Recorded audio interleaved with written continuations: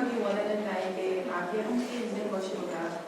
내 속사람으로는 하나님의 법을 즐거워하되 내 지체 속에서 한 다른 법이 내 마음의 법과 싸워 내 지체 속에 있는 죄의 법으로 나를 사로잡는 것을 보는도다. 오호라, 나는 공고한 사람이로다. 이 사망의 몸에서 누가 나를 건져내랴. 우리 주 예수 그리스도로 말미암아 하나님께 감사하리로다.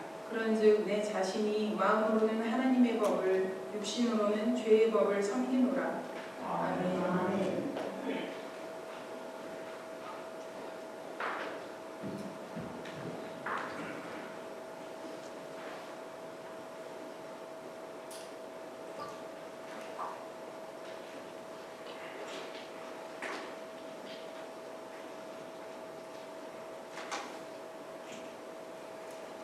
구약 성경에 보면 하나님께서 자신을 사람들에게 나타나는 장면들을 볼 수 있습니다. 가시떨기 나무에서 하나님께서 자신을 하나님의 사자를 통해서 모세에게 나타내셨습니다. 그리고 청년 이사야에게 우시야 왕이 죽던 해 하나님께서 성전에서 성전을 가득 채우시는 그 환상을 통해서 자신을 드러내셨습니다. 우리가 하나님을 체험할 수 있었습니다. 근데 청년 이사야가 하나님에 대한 환상을 보자 어떻게 반응을 했습니까? 화로다 나여 망하게 되었도다. 하나님을 본다는 것은 두려운 경험이라는 것입니다. 왜 그랬을까요? 우리가 하나님을 만나는 순간 우리 자신을 바라볼 수 있기 때문에 그래요. 이사야가 거룩하신 하나님을 보았을 때 자신이 얼마나 더러운지를 깨닫는 것입니다. 자신이 죄인임을 깨닫게 된 것입니다. 신약에서도 예수를 만나고 자신이 죄인임을 고백했던 사람들이 등장합니다. 그 중에 베드로가 등장합니다. 밤새도록 고기를 잡았는데 한 마리도 잡지 못하는 시몬 베드로가 깊은 데로 가서 그물을 던지라. 그 예수님의 말씀에 의지해서 그물을 던졌더니 너무나 많이 덮쳤어요. 배 2개를 채우고도 남을 정도로 엄청난 기적을 경험했습니다. 보통 사람들 같으면 야, 떼돈 벌었구나 이렇게 생각했을 텐데 베드로는 그렇게 반응하지 않았어요. 오히려 예수님 무릎 아래 엎드렸습니다. 그리고 주여 나를 떠나소서, 나는 죄인으로서이다. 그렇게 외쳤어요. 하나님께서 자신을 드러내는 것, 예수님께서 능력으로 자신을 드러내는 것을 저희가 현현, 신의 출현이라고 이렇게 부릅니다. 영어로는 티오판이라고 이렇게 불러요. 바울에게도 동일하게 예수님께서 나타나셨습니다. 다메섹 길로 가는 길이었습니다. 바울이 왜 다메섹 길로 가고 있었습니까? 예수님을 믿는 성도들을 체포하기 위해서 가는 것이었어요. 그런데 그때 강렬한 빛 가운데 부활하신 예수님이 바울에게 임했습니다. 바울은 그 즉시 눈이 보이지 않았어요. 3일 동안 눈을 보지 못했습니다. 아나니아라는 제자가 바울에게 와서 안수할 때까지 바울은 보지도 못하고 먹지도 못하고 기도하고 있었어요. 바울이 곤고함을 경험했던 첫 번째 경험인 것입니다. 바울은 이 경험 이후에 예수님의 제자가 되었습니다. 우리는 어떠합니까? 살아계신 하나님을 우리는 만나게 됩니다. 그리고 하나님의 아들 예수님을 만나는데 그냥 만나는 것이 불가능하다는 얘기. 우리도 예수님을 만날 때 일정 기간 동안 정도는 다르겠지만 어려움이나 낮아짐을 경험하게 됩니다. 그것이 곤고함입니다. 우리는 자신이 예수님을 필요로 하고 있다는 것을 느끼기 전에는 예수님을 믿을 수가 없다는 얘기입니다. 예심은 액세서리가 아니에요. 많은 신들 중에 또 하나가 아니고 예수만이 유일한 주님임을 고백하고 있는 것이 우리의 신앙입니다. 그 과정은 어려운 과정을 거쳐서 된다는 얘기. 자신을 낮추기 전에는 예수님께서 임하시지 않아요. 그래서 우리가 예수를 믿는 과정 가운데서도 성령께서 우리를 어려움에 처하게 하시는 그런 경험들을 합니다. 건강이 나빠지든지 사업이 어렵든지 여러 가지 어려움을 당해요. 그 어려움을 통해서 자신을 낮추게 하신 것이 성령의 역사입니다. 그것이 곤고함의 역사예요. 그 어려움을 통해서 예수님이 꼭 필요하다는 것을 깨닫게 하신 것이 성령이 하시는 일입니다.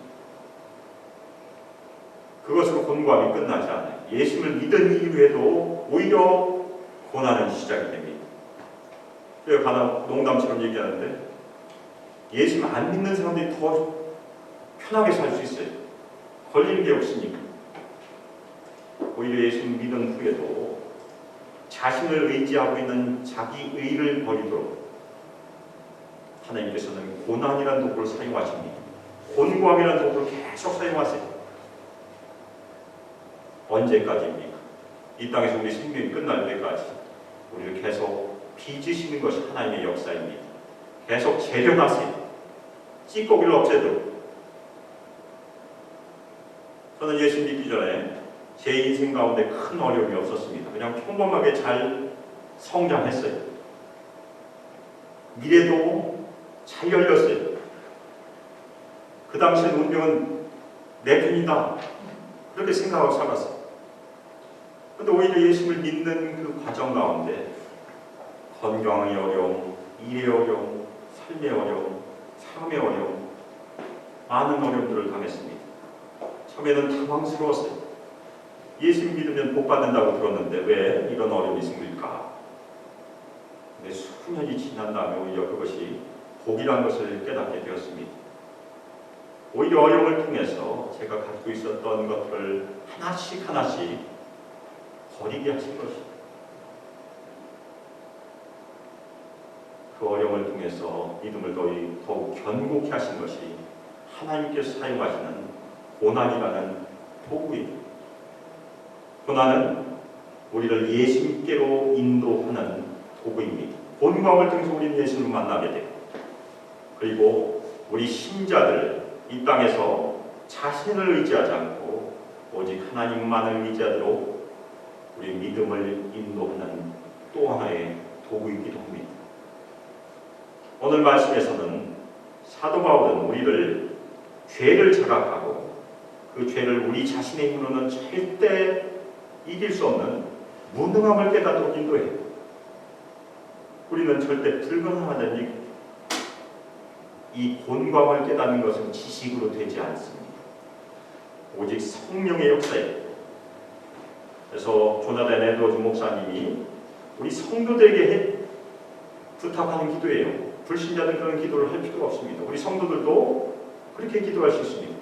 우리가 얼마나 참혹한 죄인이었음을 알게 하여 주시고 성령께서 하신 역사입니다. 그리고 우리를 구원하신 예수님이 얼마나 아름다운 분이심을 알게 하여 주소서. 많이 사함을 받은 자가 많이 사랑한다는 것이 예수의 법칙입니다. 우리가 이 땅에서 사랑할 수 있는 능력은 사함을 받은 그 정도에 따라 달라진다는 얘기입니다.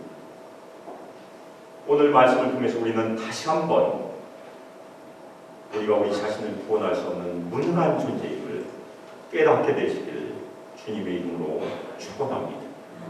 오직 은혜로만 우리가 구원받았음을 가슴에 새기시길 축원합니다.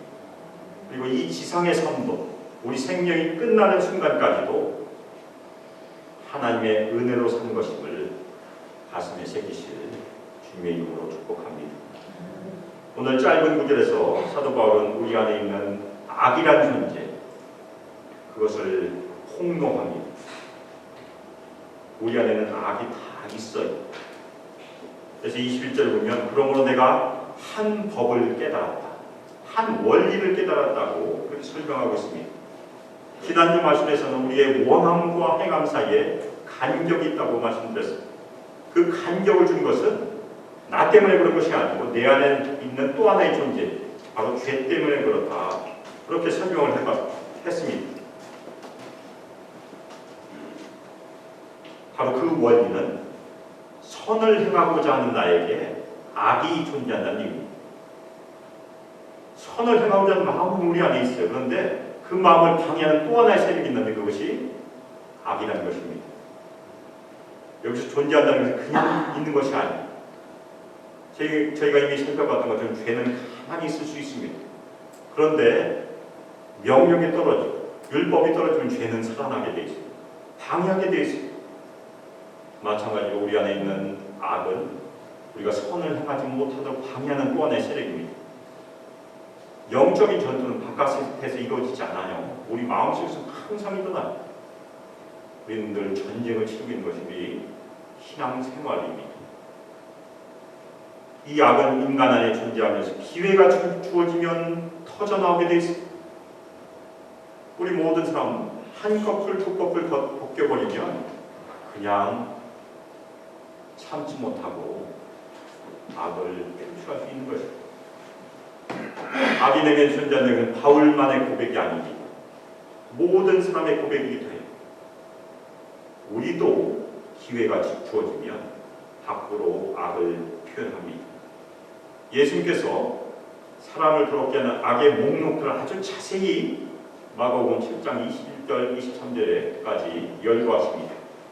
속에서 곧 사람의 마음에서 나오는 것은 악한 생각, 곧 음란과 도둑질과 살인과 간음과 탐욕과 악독과 속임과 음탕과 질투와 비방과 교만과 우매함이니 이 모든 악한 것이 다 속에서 나와서 사람을 더럽게 하느니라.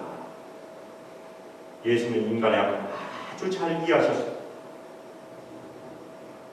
우리 인간들이 벌이는 모든 악한 행동은 이미 우리 악한 마음에서 비롯된다는 것입니다. 따라서 세상 사람들이 하는 방법은 무엇입니까? 터져나오지 않도록 잘 절제하도록 가르쳐요. 마음을 수련하건 여러 가지 방법으로 터져나오지 않도록 합니다. 예수님의 방법은 무엇일까요? 예수님은 그렇게 가르치지 않으셨어요. 우리 안에 있는 중심의 잘못된 것을 고치기 위해서 이 땅에 오셨습니다. 마음의 변화된 중심을 주시기 위해서 가장 근본인 죄의 문제를 해결하기 위해서 오신 것입니다. 태도는 우리가 바꿀 수 있어요.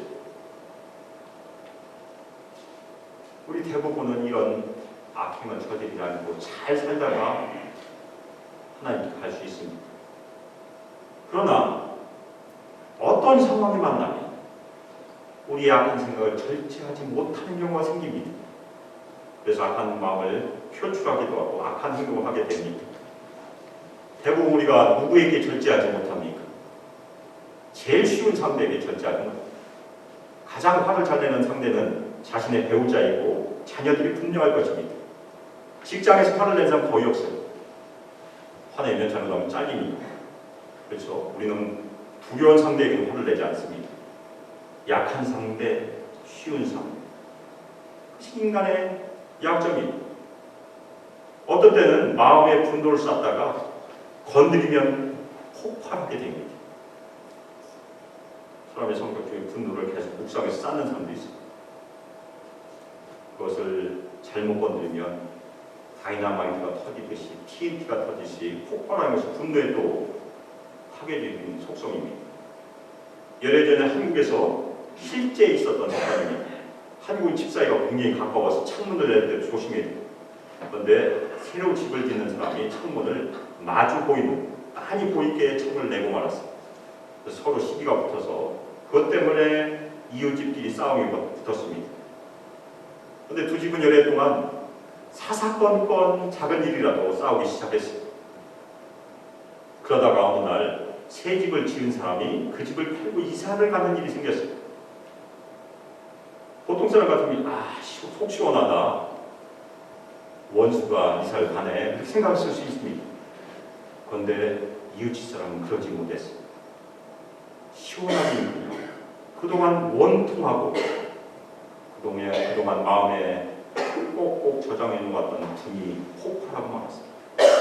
그래서 자기도 모르게 분이 복받쳐서 칼을 들고 이웃집으로 진짜 갔습니다. 이사를 하고 있는 사람에게 가서 칼을 찔렀습니다. 진짜 사람이 죽었습니다. 그것이 우리 안에 있는 악의 한 부분이에요. 바울은 우리 마음속에 있는 원리에 대해서 좀 더 자세히 설명합니다. 우리 마음에는 두 가지 부분이 있어요. 우리 자아가 두 가지로 분리됐다고 어떤 신학자는 설명하기도 합니다. 먼저 좋은 부분이 있어요.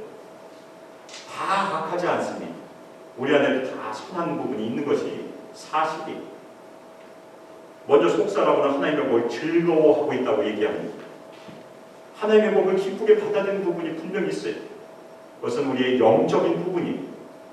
불신자들에게도 하나님을 알만한 것이 분명히 있고 하나님을 찾는 씨를 주셨다고 얘기합니다. 그것은 선한 의지일 수 있고 선한 감정일 수 있고 선한 생각일 수 있어요.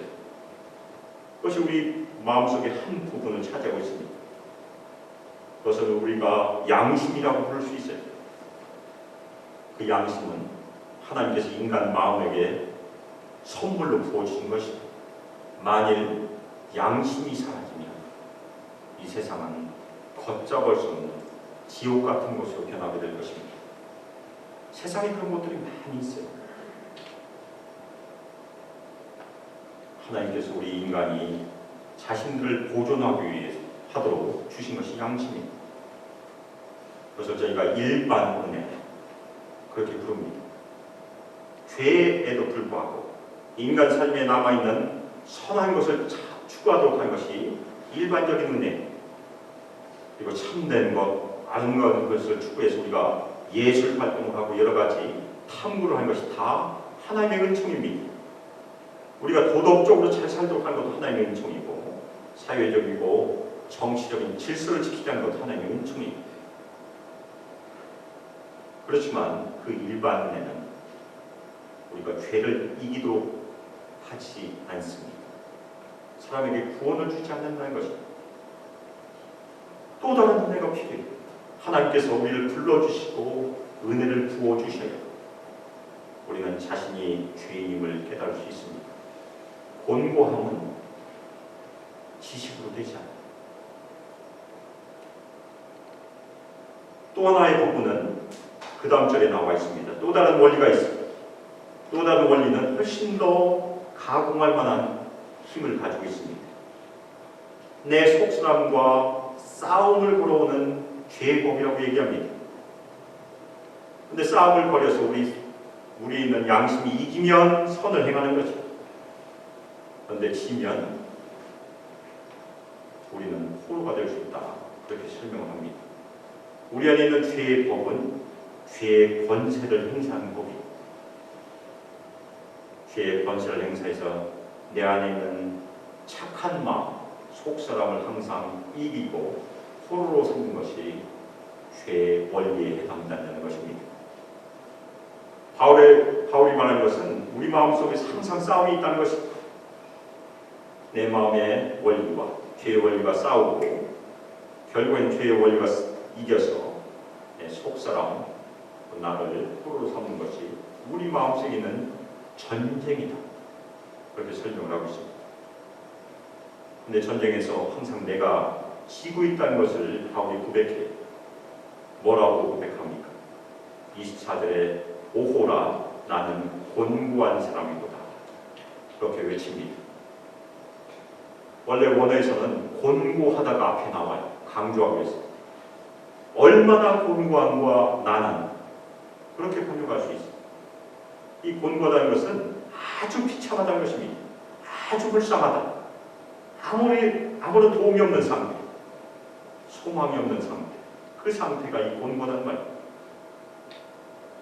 바울은 죄의 권세에 포로가 돼서 속사람이 처참한 지경에 이르렀음을 자신의 감정으로 비참하다 그렇게 표현하고 있습니다.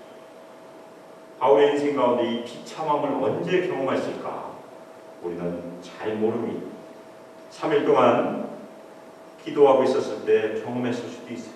아니면 아라비아 광야에서 예수님과 독대했을 때 경험할 수 있어요. 언제 경험했더라도 성령께서 역사하지 않고는 이 경험을 절대 불가능한 얘기입니다. 성령의 역사예요. 바울은 그 곤고함을 느끼고 뭐라고 질문합니다. 누가 나를 이 사망의 몸에서 건져내랴? 그 대답은 무엇이겠습니까? 아무도 나를 사망의 몸에서 건져낼 수 없다는 얘기입니다. 어느 누구도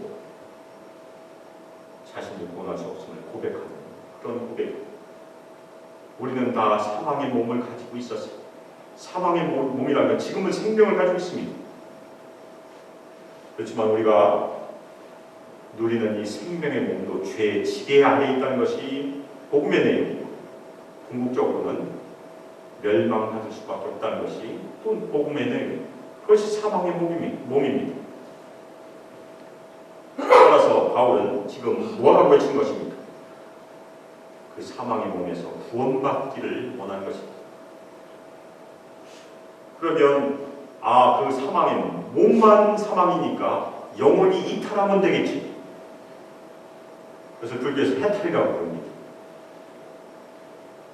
자신의 육신을 버리고 탈출하면 구원받는 것이 아닙니다. 인연의 고리, 뱅글뱅글 도는 몇 곱씩 되는 그 인연의 고리에서 나가는 것이 구원이라고 생각합니다. 그러나 성경은 그렇게 가르치지 않습니다. 우리가 육신의 몸에서 떠나도 우리 영혼은 살아있고 우리 영혼은 아직 죄 가운데 있습니다. 죽으나 사나 죄를 벗어날 수 없다는 것이 성경의 가르침입니다.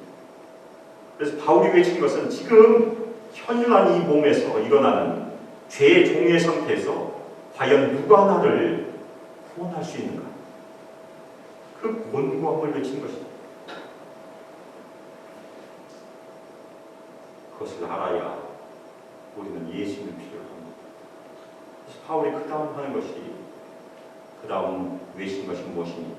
우리에게 소망을 주신 분이 바로 예수님이심을 선언합니다. 그래서 우리 주 예수 그리스도를 통하여 하나님께 감사한다. 짧은 감사의 표현이 있지만 이것이 복음의 내용입니다. 누가 나를 이 사망의 몸에서 구원할 수 있을까라는 그 간절한 질문, 곤고함의 질문에 대한 답이라는 것입니다. 오직 예수님만이 이 사망의 몸에서 우리를 구원할 수 있다. 아멘입니까? 바울은 지금 현재 우리가 구원받을 수 있는 길이 유일한 길이 있다는 것이에요. 예수님만이 길이요 진리요 생명의 것을 지금 증거하고 있습니다. 주께서 우리에게 구원받을 다른 이름을 주신 적이 없어요.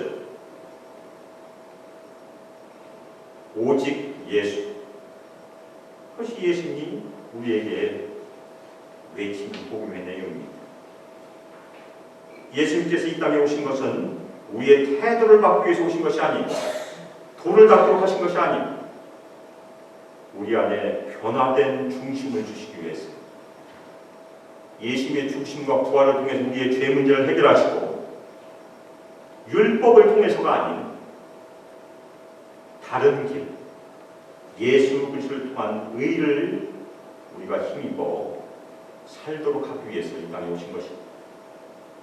또 하나 중요한 것이 무엇입니까? 성도들은 더 이상 죄의 종이 아닙니다.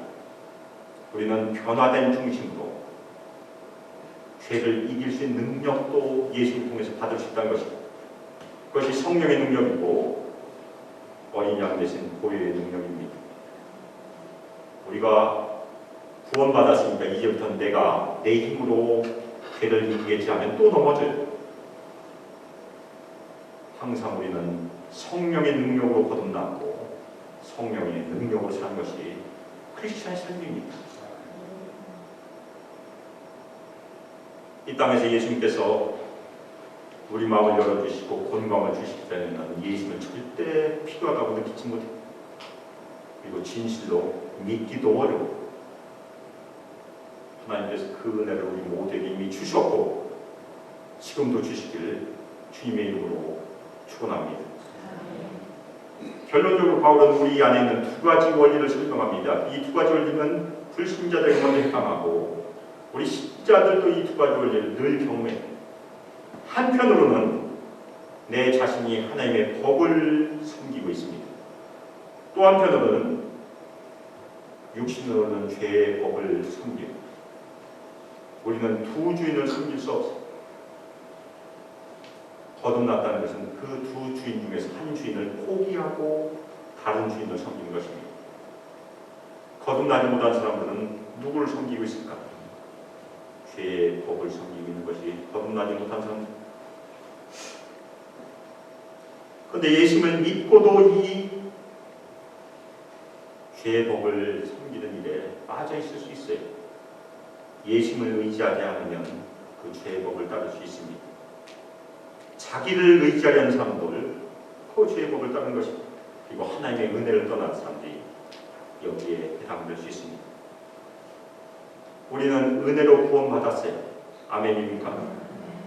그리고 언제나 하나님의 은혜가 필요해요. 제가 예수 믿고 과거를 돌아보면서 저에게도 많은 어려움이 있었고 많은 유혹이 없었겠습니까? 그런데 그 위기의 순간들, 유혹의 순간들을 지켜주신 것은 제 힘으로 된 것이 아니고 곰곰이 생각해 보면 하나님께서 피할 길도 주셨고 도움의 손길도 보내주셨고 항상 덮어주셨어요.